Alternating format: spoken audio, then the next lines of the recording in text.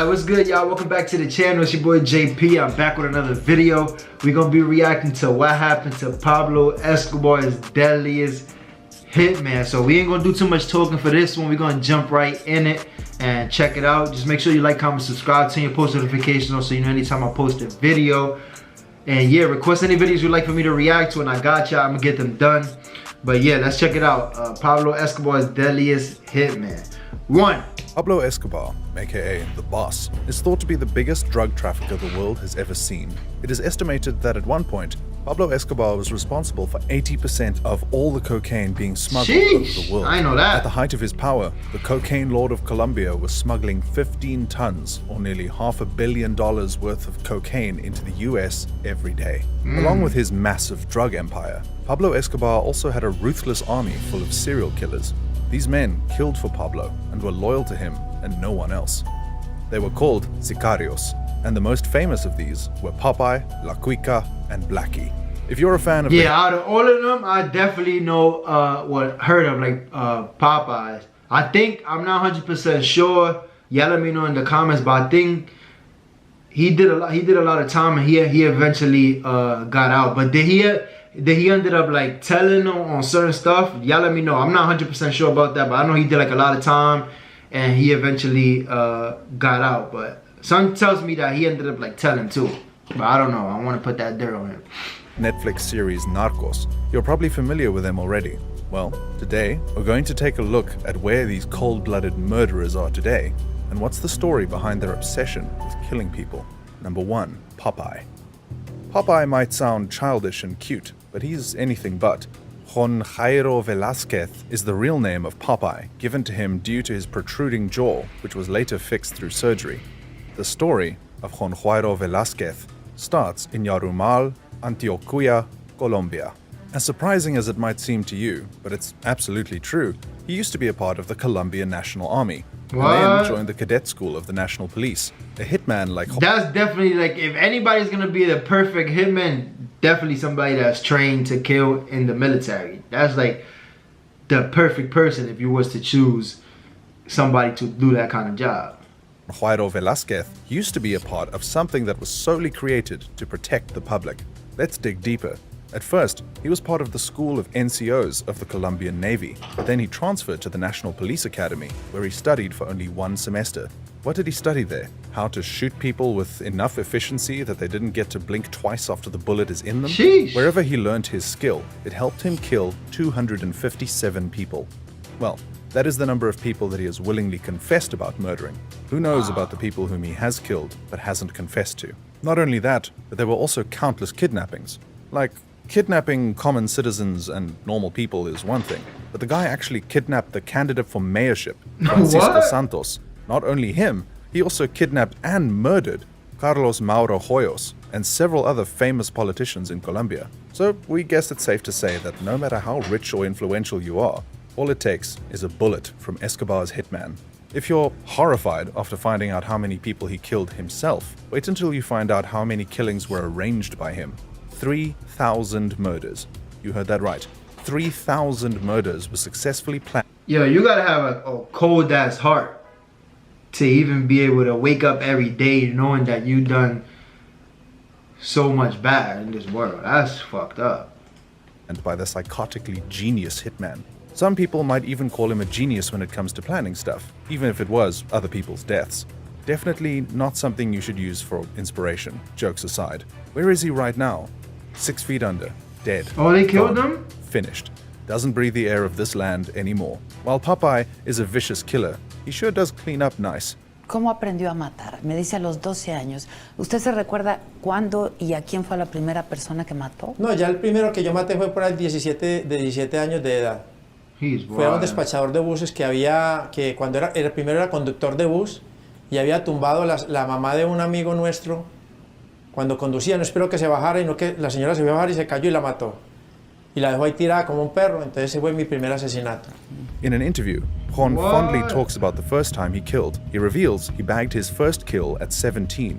At that young age, Juan was driven by a sense of righteousness as he killed a bus driver who was responsible for the death of a close friend's mother. So he did it for a good reason, I guess. He reminisced about the first time he ran into Pablo. Believe it or not, Juan used to work for Pablo's mistress. When she left the country, Juan went knocking on Pablo's door looking for a job, and the rest was history. From 1992 to 2014, he served in prison and received a sentence of 30 years. Murder, extortion, terrorism, drug trafficking. He got out in 2014, however, was sent back to prison after he was arrested for extortion once again. Old habits die hard, I guess. The guy was constantly in and out of prison until he finally died of stomach cancer. Interestingly, he also set up a YouTube channel during his time out where he told stories about his time as a vicious, stone-cold killer. According to him, there was an 80% chance that he was going to be killed by a former gang member. I guess even psychotic killers aren't safe from cancer. Moving on to the next hitman, the world's deadliest drug lord. Yeah, I feel like right there, that's kind of God. You feel me? Where, bro, you do all these killings and you do all this messed up stuff in the world, and then he just take you out cancer. You know what I'm saying? Because at the end of the day, bro, when it comes to cancer, for the most part, you dying slow. So I guess that was the best way for him to go out, for him to be able to suffer and realize, you know, all the craziness that he done. But I mean, who knows? He probably didn't even care. He done so much fucked up shit in this world that he expected to die by gangsters, and it didn't turn out like that. 2. La Quica. La Quica, or Dandeni Muñoz Mosquera, is considered by many to be the most ruthless and violent out of all of Pablo's killers. Dandeni made his way into the Colombian drug war after being inducted into the Colombian army. However, he was soon discharged due to several minor theft charges. From here, he made his way into Pablo Escobar's cartel, the Medellin cartel. This is when he was given the nickname of La Quica. La Quica means fat girl and was given to Dandeni due to his resemblance with his aunt. La Quica soon rose to the top of the cartel's ranks and became an expert at everything torture. Not only was he one of Pablo's most trusted hitmen, but was also responsible for helping Pablo's army of killers. La Quica ran a sort of training camp for hitmen. Kids, usually boys but sometimes girls too, were taken from the street and trained to be loyal and expert killers for hire. La Quica was one of the best at what he did. After murdering his victims, he would carve the words KK on his victims. This was so he could prove that he was in fact the one responsible for the murder. It is rumored that he also skinned his victims alive and sometimes went as far as having them castrated. For La Quica to take up this lifestyle is quite surviving since he had humble origins. His father, believe it or not, was a policeman, while his mother was an evangelist. He was also related to the church during his early life. The US was after him for quite some time. However, they couldn't do anything since they didn't have the jurisdiction. All this changed after the 1989 bombing of Flight Avianca. You see, Pablo Escobar liked to make a statement. Killed 107 One person needed to be killed, he would have the entire bus or plane blown up. For the murder of an inside informant, La Quica was hired to blow up an airplane. The hour-long flight was cut short as the plane blew up in mid-air, killing all 101 passengers on board. This plane had 2 American citizens on board, the death of whom gave the US a reason to come after La Quica. The crime made La Quica the first person to be convicted under the 1956 federal law, which criminalized bombing a civilian aircraft. He was also the first person to be tried under the 1986 terrorism statute, which allows the US justice system to put foreign criminals on trial in cases of American death. The US tied La Quica to 220 murders and the Colombian government to more than 440 murders, although the Colombian government never really pressed formal charges. La Quica was caught and underwent trial in 1994. Later found guilty, he was sentenced to 10 life sentences and 45 years to be served consecutively. La Quica is still serving his sentence and is staying at the same prison where the infamous Unabomber is locked up. In an interview from prison, La Quica surprisingly denied all of his crimes. Por vida en la cárcel. Yo les dije que por qué si yo no había cometido ningún delito. Y ellos les dijeron que no les importaba, que si yo les ayudaba, ellos traían a mi familia para acá y me daban dinero. Pero que si no les ayudaba me iban a condenar a cadena perpetua o me iban a matar en la silla eléctrica. Y me condenaron a cadena perpetua y buscaron testigos falsos, gente que yo nunca había visto en mi vida, y con esos testimonios me condenaron. Ellos no tienen ninguna pruebas contra mí porque yo no cometí esos crímenes. Number 3. Nelson Hernandez. Nelson Hernandez also goes by the name Blackie and was born in Colombia. This nickname was given to him because of his African descent. Being a close associate and partner of Pablo, he was one of his most trusted associates. For the longest time, he even worked as a guard and a hitman for the ruthless drug lord. Nelson was widely known for being a bully, but Pablo trusted him enough to let him hang out with him and feel comfortable knowing that they are right where you need to be. Nelson was famous for assassinating and murdering people. He would do what Escobar asked him to without thinking twice, which it turned out wasn't exactly the best approach. Under Escobar's employment, Nelson kidnapped Felix Gallardo, Miguel Angel, and Isabela Batista in Cali and brought them to his boss's estate in Medellin.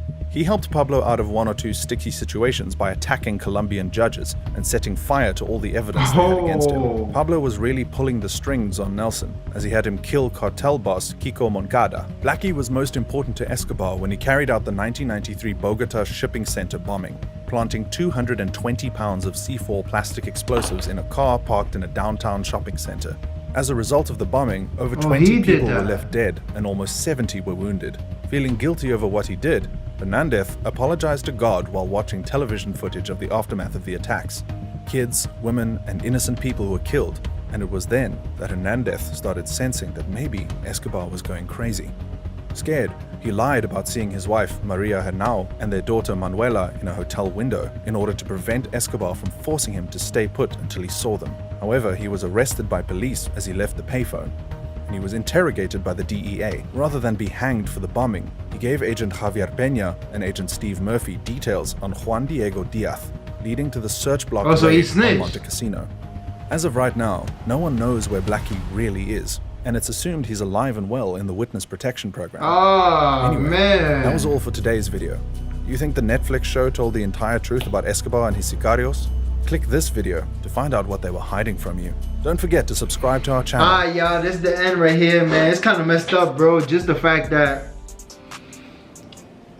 the way I look at it, bro, is like, if you in the game, you should only attack like people that's in the game. You know what I'm saying? If you're gonna kill a certain individual and you in that life, just do that to them. But for the fact that, like, let's say if somebody's on the bus that you trying to get, you're gonna take out the whole bus. There's a lot of innocent people in there that have nothing to do, you know, with whatever y'all got going on. Then you take out a whole entire plane because there's one person in there that y'all got a problem with.